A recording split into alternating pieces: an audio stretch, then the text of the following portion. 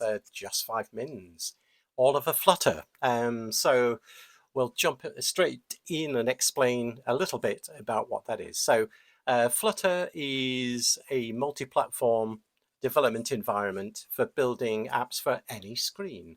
So an example is that you can create apps to natively compile to Android, iOS, and all the rest of it, but also to desktops. It's sort of, I suppose, from a concept perspective, it's a little bit like, I guess, what I'm trying to think of is Electron and things like that, but it's not really. I suppose the equivalent in the .NET world would be MAUI, the multi-platform UI sort of system that can do a similar thing. So to me, I think .NET MAUI is very, which obviously before that, it's gone clean out of my head. Xamarin, of course. So as Xamarin sort of evolved, it became MAUI that you can run on like natively on all the different devices, and Mac OS and Windows as well. And that's a bit like Flutter, really. So it's conceptually similar, I think, personally, to .NET MAUI. But you basically use Dart language to Flutter, and Dart are obviously from Google anyway. But Dart is a language, it's been out again for many years. It's not a new thing. And I guess when it first came out, it was really like, again, we had this conversation in a previous episode of JavaScript dying, but it will not die.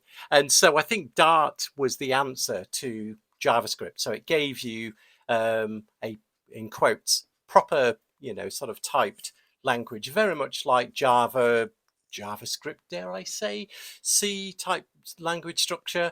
But again, it compiles down to whatever the native platform is. Ironically, for the browser, it compiles down to JavaScript, of course, because there isn't, I don't believe anyway, unless someone can correct me, there isn't really like a Flutter runtime in any of the browsers. I think there's some optimizations and things that go on. But anyway, but Dart isn't too difficult. It's another, I suppose it's another language to learn, and the ecosystem that goes with it. It looks really clean to use, to be honest. I mean, I've been playing around with it over the weekend, and it's it's quite nice. I remember looking at it years ago, but it just felt like it was another thing on top of like what I was doing at the time with JavaScript. So, but again, with Flutter, and again, Flutter's not new. It's been out for quite some time.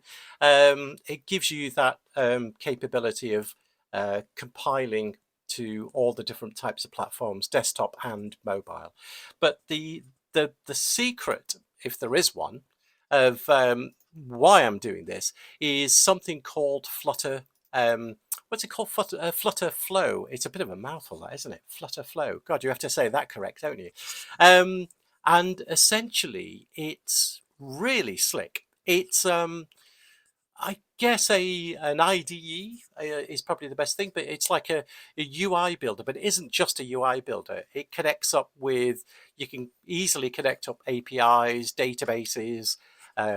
It's got a tight integration to Firebase, the Firestore data model from Google again, because it's obviously all tied to sort of Google's infrastructure, which is not a bad thing, no complaints there. But yeah, it's a drag drop environment, and you can create visually like action flows. It's got because you're using Firebase, it's got a lot of authorization, database access, user management, state management, all built in. That you can take advantage of, so you're not sort of like having to pull your hair out and create all that. But it is a very nice drag and drop, but it also gives you proper Dart/Flutter code. So it isn't one of these things where, oh, well, now you can't do anything with the code. You could literally take the code and do whatever else you want to do with it. Now, I'm not sure if you change the code and then try to port it back in, if that would work, but certainly it gives you proper native code out of this. So as I say, it's the Dart language and the Flutter framework, if that's the probably better way of saying it, I think. So anyway, really interesting, but Flutter Flow, again, you have to say that very carefully, is really nice. I'll put the links below. You know, as I say, you can compile down to mobile devices, desktop devices. There's a free plan that does pretty much everything anyway.